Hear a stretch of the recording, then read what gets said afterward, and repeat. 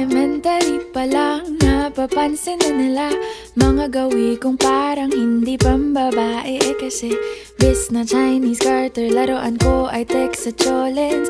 Tapos kajamin ko lagi noon mga sigang lalaki sa amin.